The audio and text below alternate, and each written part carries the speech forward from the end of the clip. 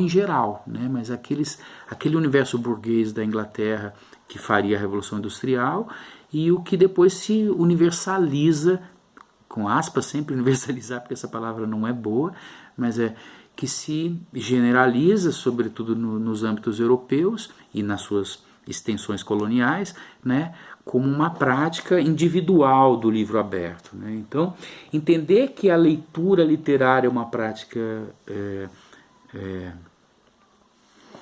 social, histórica, ou seja, historicamente delimitada, uma prática social, ou seja, de determinados grupos que não são todos.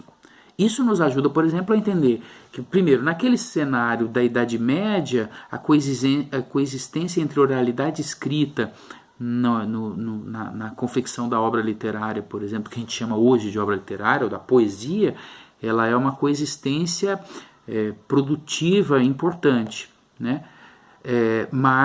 Então letra e oralidade não são exatamente inimigas, né? E nem são, como às vezes a gente imagina, que uma coisa que é oral é o esboço e o que é o escrito é o definitivo, né? O que um é popular ou o outro é erudito. Essa dicotomia, por exemplo, não existe, né? E quando a gente pensa no século XIX para cá, né, faz a gente pensar até coisas que nós ingenuamente aprendemos às vezes na faculdade, que é assim, a leitura salva, né? Só a leitura pode fazer a consciência, papapá. Evidentemente que em cenários como o atual, o domínio dessa ferramenta, mas isso não é essencial, ou seja, não faz parte da essência da sociabilidade humana, que a escrita faz a gente ser mais inteligente, mais adequado, mais isso, mais aquilo, não, né? Na verdade, inclusive, o exercício da escrita pode ser para bem e para mal, né?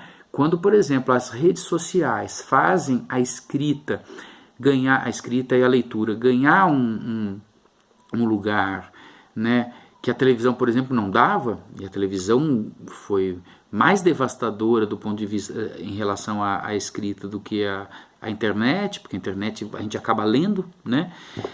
Depois de redes sociais e da difusão da informação escrita pela internet, a gente tem, por exemplo, essa disparada de ódio, né, que faz com que, por exemplo, a extrema-direita seja toda supostamente instrumentalizada por umas informações muito tortas, mas que estão autorizadas por serem letra escrita, né? Então, as pessoas postam o site O Antagonista ou o site Terça Livre para legitimar uma determinada opinião sobre o Supremo Tribunal, uma opinião sobre um determinado parecer, e por isso nós das humanidades estamos hoje particularmente desafiados a falar com muita seriedade em relação a qual o rigor das ciências humanas, né? Vocês vão esbarrar com Lila num sujeito extraordinário que é vivo e que fala de assuntos brasileiros. Ele é português, né?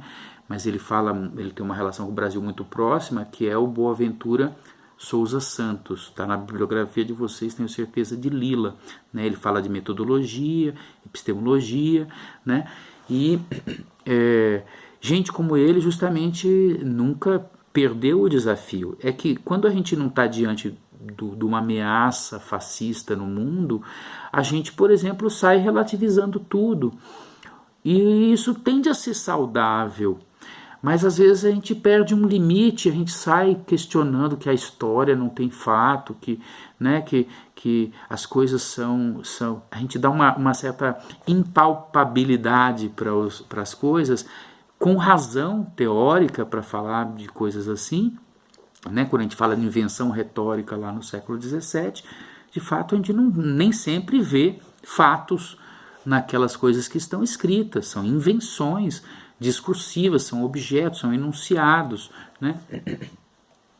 Mas não por isso os enunciados lá no século XVII, lá no século XVIII, não estão imediatamente dentro das disputas de poder, desculpa falar 3, 4 vezes aqui da Lídia, mas enfim, o objeto dela, as cartas chilenas, é um objeto discursivo que ele não retrata a sociedade colonial.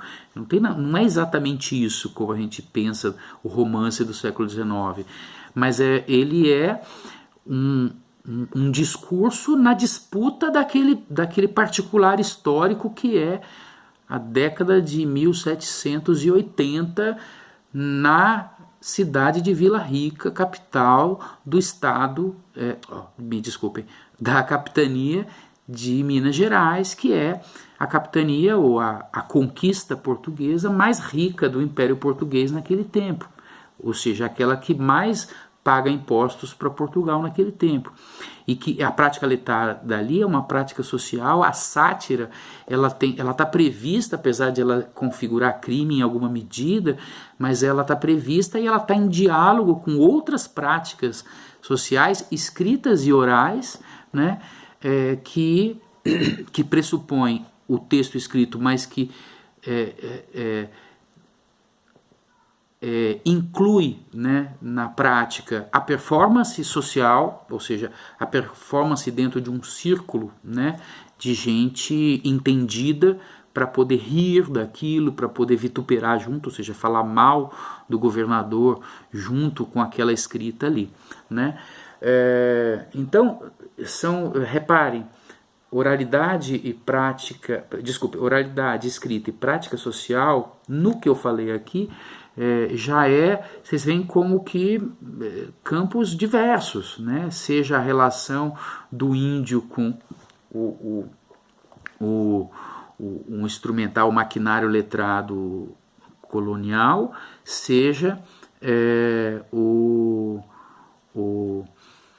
a relação oralidade e escrita que coexiste dentro dos ambientes que são letrados, né, no mundo europeu, né, e caminhamos para outras coisas. Pense que um dos trabalhos de vocês fala da adaptação audiovisual de uma obra em quadrinhos, se não estou enganado, acho que é isso mesmo, né, em quadrinhos, que vai para o audiovisual e como que depois o audiovisual interfere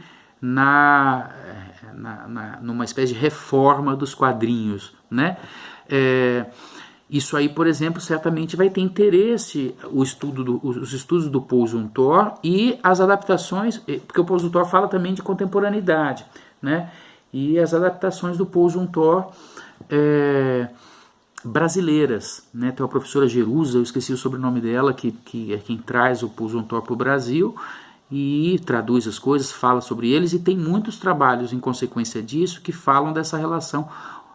A letra e a voz é o texto principal dele, mas tem o performance e esqueci as outras duas palavras do título, mas enfim, basicamente é um autor importante, por exemplo, para quem vai estudar como a Lídia ou como a Caroline, objetos literários, objetos de arte, né, que envolvem oralidade e escrita, né, do Ocidente. Mas ele não tem nenhuma serventia para quem está trabalhando com população carcerária de gênero, né, trans, se eu não estou enganado, né, ou quem está falando da obstrução da escrita, né, como da escrita oralizada, poderia até dizer assim, né, da escrita oralizada do aparato judicial, né, como um obstáculo para o acesso à justiça, né? Então, assim, talvez, não sei, teria que buscar mais dentro do Paul Zumthor para ver se em algum lugar as coisas que ele fala pode ter interesse, né, nessas conexões. E então, esse daqui ficou longo o meu vídeo, eu gosto de fazer vídeos menores, mas isso é o que me causa dificuldade em falar para vocês e me tira o sono, né? Por quê? Porque eu não quero ser um problema para vocês. Eu não quero encher vocês de bibliografia que vocês não vão ler, né? Então, até por isso eu digo, fiquem muito tranquilos. Na verdade, eu quero ser só um leitor, talvez, dos trabalhos que vocês estão propondo, né? E em que pé ele estiver, né? Espero que alguma coisa que eu fale gere provocações, pelo menos na cabeça de vocês, e que alguma coisa eu tenha para indicar como leitura. Tem alguns outros autores que eu tô pensando aqui e que eu estou organizando em PDF, que eu preciso ver como é que eu vou passar para vocês, para vocês, vão dizer, escolherem, né? O meu doutorado me ensinou que o conhecimento não tem porta, né? Eu não sei porque eu associo isso com aquela musiquinha da cobra, né? Que fala assim, a cobra não tem mão, a cobra não tem pé, como é que a cobra sobe no pezinho de limão, né?